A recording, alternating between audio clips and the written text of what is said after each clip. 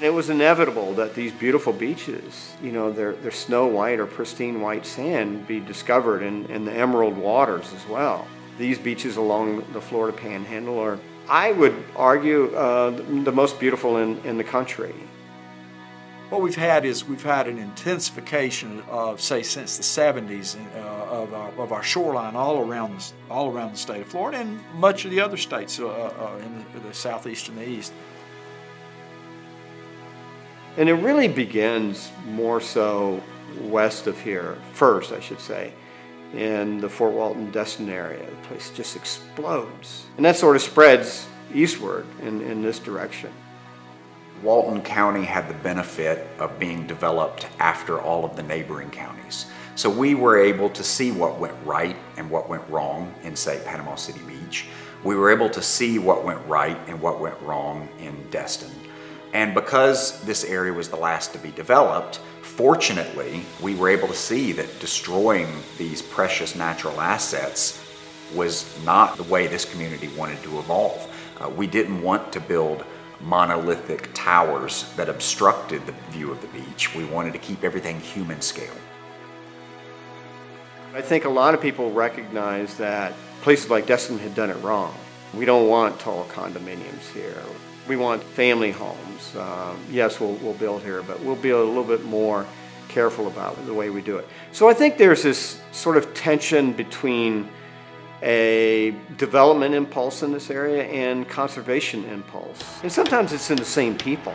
There are people who develop in this area who also want to conserve the area, but they want to develop.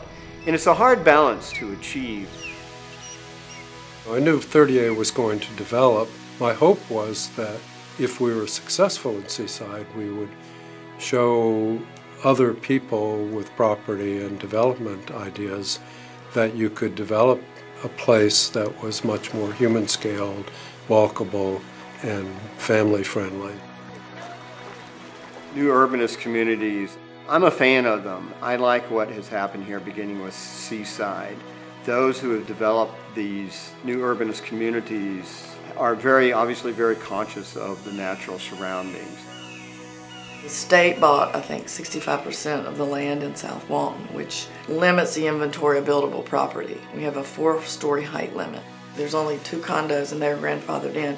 That's another thing I think that Walton County has done is we've limited the densities around here. You know, people are building single-family homes, not high-rise condos.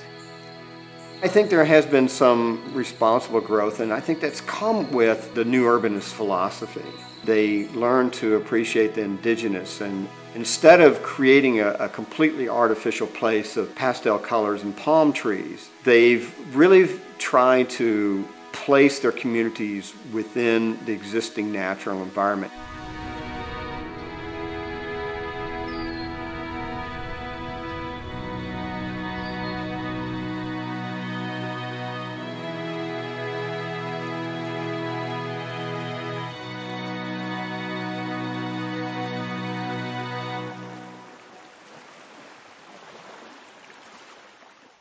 Sponsored by the St. Joe Community Foundation, supporting the arts, education, healthcare, and the environment.